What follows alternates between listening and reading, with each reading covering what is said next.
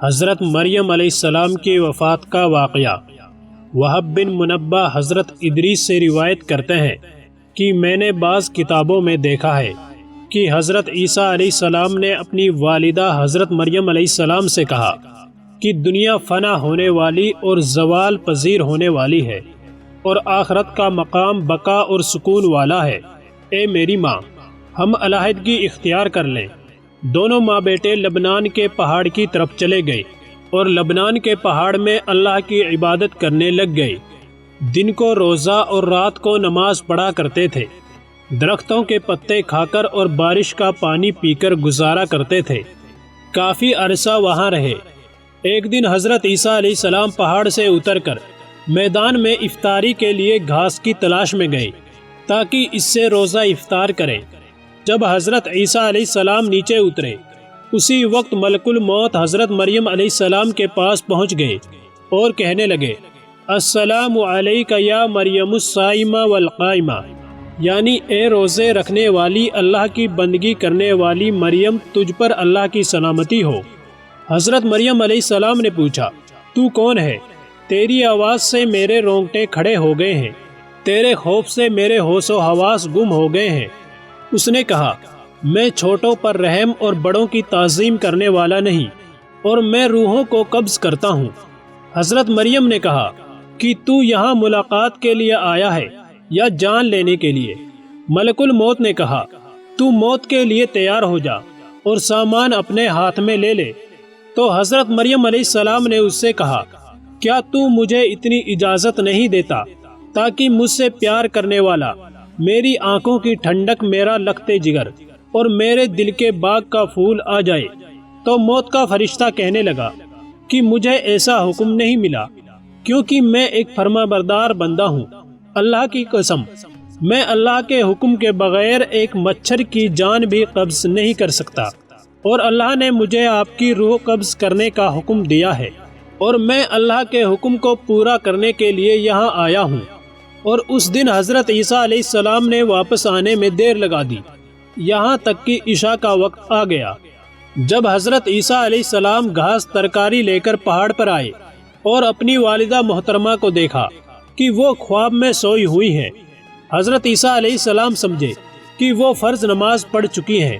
گھاس ترکاری کو رکھ کر محراب کے سامنے دیر رات تک کھڑے رہے اور اپنی ماں کی طرف دیکھا اور نہایت عاجزی اور دردناک آواز سے پکارا، السلام علیکم، تجھ پر خدا کی رحمت ہو۔ میری ماں رات زیادہ گزر چکی ہے اور روزہ دار سب افطار کر چکے ہیں اور نیک لوگ اللہ کی عبادت اور بندگی میں مشغول ہیں۔ آپ بھی نماز کے لیے اٹھیے۔ کیا وجہ ہے کہ آپ اللہ تعالیٰ کی بندگی اور عبادت کے لیے آج نہیں اٹھیں گی اور نماز نہیں پڑھیں گی؟ پھر عیسیٰ علیہ السلام نے دل میں سوچا کہ کبھی کبھی نیند میٹھی اور اچھی معلوم ہوتی ہے، شاید آپ غلبہ نیند کی وجہ سے نہیں اٹھ رہی۔ محراب کے سامنے آ کر کھڑے رہے اور آپ نے کچھ نہ کھایا اور نہ ہی پیا، یہاں تک کہ رات کے 2 حصے گزر گئے۔ آپ کا مطلب یہ تھا کہ آپ والدہ ماجدہ کے ساتھ مل کر ایک جگہ روزہ افطار کریں۔ پھر کھڑے رہے اور پھر غمگین آواز اور اندھوگین دل سے پکارا، السلام علیکہ۔ کوئی جواب نہ ملنے پر لوٹ آئے اور محراب کے سامنے آ کر کھڑے رہے، یہاں تک کہ صبح ہو گئی۔ اس کے بعد آپ اپنا منہ اپنی والدہ کے چہرے پر رکھ کر روئے اور پکارنے لگے، السلام علیکہ یا امی، رات گزر چکی ہے اور صبح ہو گئی ہے اور نماز کا وقت گزر گیا ہے۔ آسمان کے ملائکہ اور جنوں کا رونا سن کر رو پڑے اور پہاڑ کانپ گیا۔ بس اللہ نے وہی بھیجی ملائکہ کی طرف کہ تم کیوں روتے ہو؟ ملائکہ نے عرض کیا، اے پروردگار عالم، تو علام الغیوب ہے اور خوب جانتا ہے۔ پھر خدا نے وہی بھیجی کہ ہاں، میں خوب جانتا ہوں، میں ارحم الراحمین ہوں۔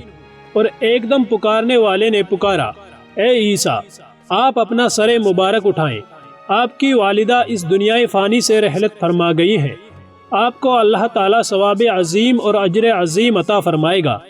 تب حضرت عیسیٰ علیہ السلام نے اپنا سر مبارک اٹھا لیا اور گریہ وزاری کرنے لگے اور فرمانے لگے کہ اب کون ہوگا میری وحشت کا رفع کرنے والا اور راحت کے وقت سکون دینے والا، اور کون میری غربت کا غم گسار ہوگا، اور میری کون مدد کرے گا۔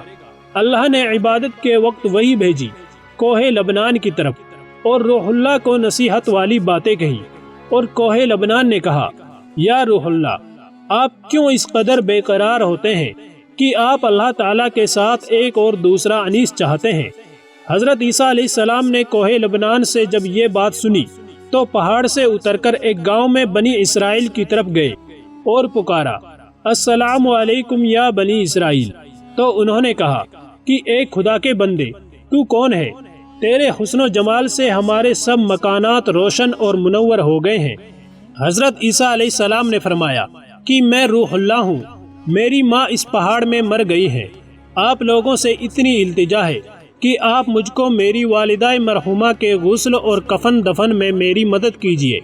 تو انہوں نے کہا کہ اے روح اللہ، اس پہاڑ میں تو سانپ اور بچھو بھرے ہوئے ہیں، ہمارے باپ دادا میں سے بھی عرصہ 300 برس سے کوئی بھی اس پہاڑ پر گیا ہی نہیں، ہم کیسے جا سکتے ہیں؟